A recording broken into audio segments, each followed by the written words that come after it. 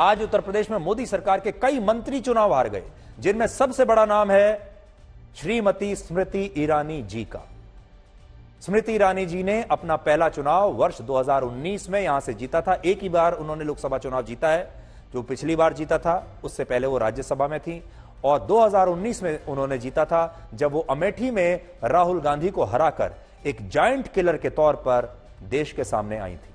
लेकिन समय कितना बलवान होता है, समय का चक्र किसी के लिए रुकता नहीं, और इसका अंदाजा आप सिर्फ इस बात से लगा सकते हैं कि आज जो काम स्मृति ईरानी ने राहुल गांधी के साथ किया था, आज वही स्मृति ईरानी के साथ हो गया। और आज कांग्रेस पार्टी के एक कार्यकर्ता किशोरी लाल शर्मा ने स्मृति ईरानी को 1,67,000 वोटों से हरा दिया। यह अमेठी में बीजेपी के लिए एक बहुत बड़ा नुकसान है, और बीजेपी का इतना बड़ा जो नाम है उसका अमेठी में हार जाना, और वो भी राहुल गांधी से अगर हारती तब भी कोई बात थी, लेकिन कांग्रेस के एक कार्यकर्ता जो पहली बार चुनाव लड़ रहे थे, उन्होंने अपने पहले ही अटेम्प्ट में स्मृति ईरानी जैसी बड़ी नेता को उन्होंने हरा दिया।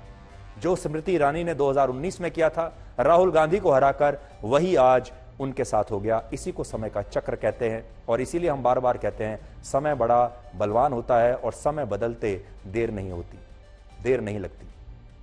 लेकिन स्मृति ईरानी के लिए अभी भी बहुत गुंजाइश है, वो पार्टी में काम कर सकती हैं, और हो सकता है कि बीजेपी उन्हें बहुत जल्द राज्यसभा में भी ले आए। स्मृति ईरानी के अलावा केंद्रीय राज्य मंत्री कौशल किशोर, अजय मिश्रा टेनी, महेंद्र नाथ पांडे और साध्वी निरंजन ज्योति भी चुनाव हार गई हैं। पिछली बार प्रधानमंत्री मोदी वाराणसी सीट से 4,79,000 वोटों के अंतर से जीते थे, लेकिन इस बार उनकी अपनी जीत का अंतर भी सिर्फ 1,52,000 वोटों का रह गया।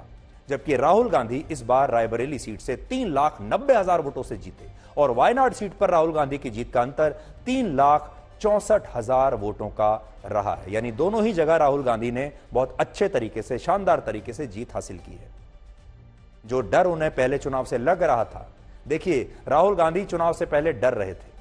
अगर नहीं डर रहे होते तो रायबरेली से चुनाव न लड़ते, अमेठी से लड़ते। और अब ऐसा लगता है कि अगर उन्होंने अमेठी से भी चुनाव लड़ा होता तो वो अमेठी से भी बड़ी आसानी से इस बार जीत जाते, क्योंकि अगर केएल शर्मा ही अमेठी से जीत गए तो राहुल गांधी तो और भी बड़े मार्जिन से यहां से जीत सकते थे। लेकिन राहुल गांधी को कुछ आशंका जरूर रही होगी, और इसीलिए उन्होंने वायनाड का चुनाव खत्म होने के बाद ही रायबरेली से अपनी उम्मीदवारी को घोषित किया।